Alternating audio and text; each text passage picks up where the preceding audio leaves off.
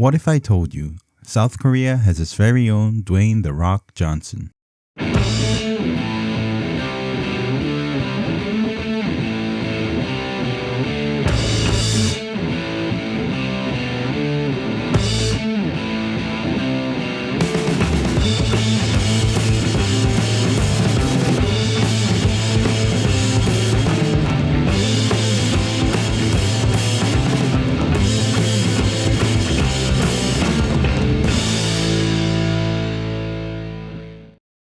Dong-Seok, aka Don Lee.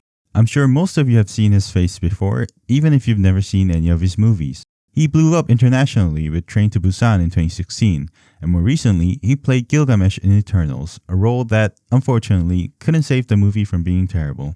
But what you may not know is that Ma has been dominating the screen as a no-nonsense, bone-crushing tough guy for over a decade. And now, he's the face of South Korea's biggest action movie franchise. In short, he's the Korean version of Dwayne the Rock Johnson. Ma started out his career, as most actors do, in small to mid-sized roles. Thanks to his supporting roles in critically acclaimed films like The Unjust and Nameless Gangster, he was able to build a solid presence in the Korean film industry.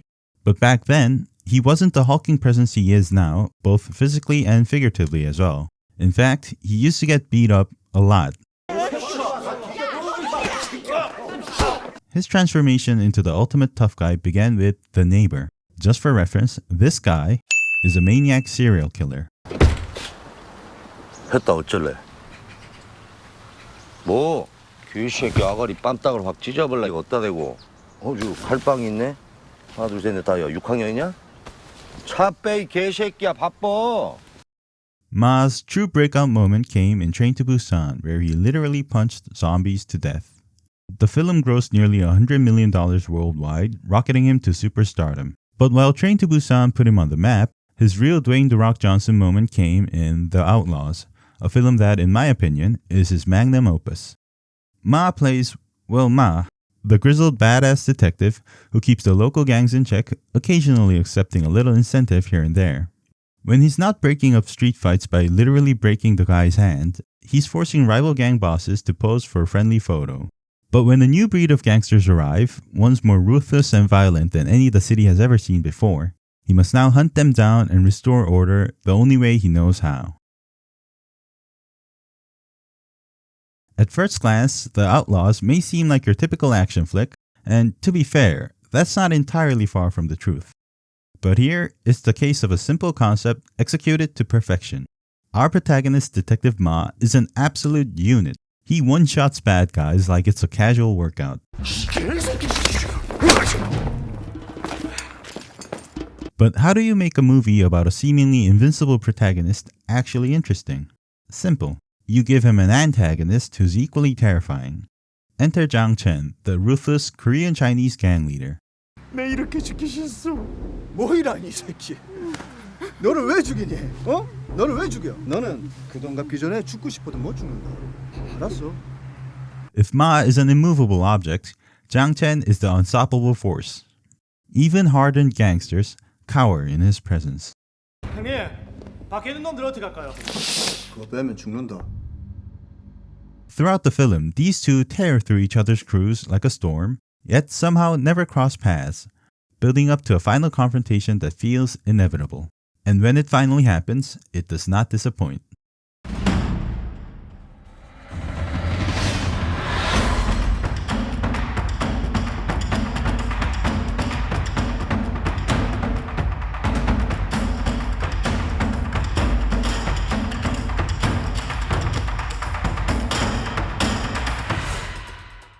The Outlaws is fast-paced, exciting, and downright electrifying. Everything an action movie should be.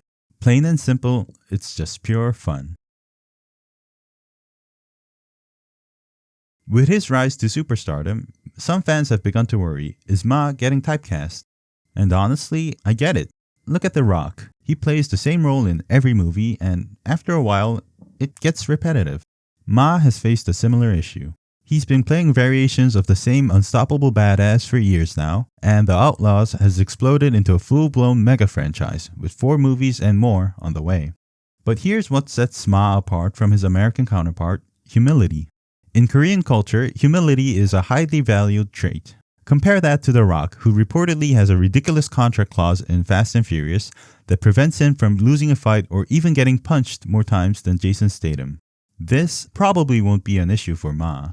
He's never been one to let his ego get in the way of telling a good story. In fact, the Roundup franchise is a passion project of his, and he's constantly looking for ways to evolve it. When the Roundup 4 faced backlash for being too formulaic, Ma didn't ignore the criticism, he listened. Despite being the second highest grossing Korean movie of 2024, he announced a major shift in direction, promising that future installments will take on a more dark and gritty tone. Instead of sticking to the safe, profitable formula, Ma is pushing the franchise forward, which is exactly why he's more than just a Korean rock. He's so much more. At first glance, Ma Dong-Seok may seem like a guy who's all brawn and no brains, but don't be fooled. He's a fantastic actor and a dedicated artist. Over the years, even while being typecast as the badass tough guy, he's consistently shown his range and depth in every role. And then there's his Magnum Opus, The Outlaws, a phenomenal action movie that is definitely worth your time. So keep an eye out for future movies from the Korean Dwayne the Rock Johnson. You might just be in for a pleasant surprise. Thank you for watching. This video is the second installment in my series on the 5 best gangster noir films from South Korea. If you're curious about the first one, click the link above to check it out. That is it for today, and I'll see you in the next one.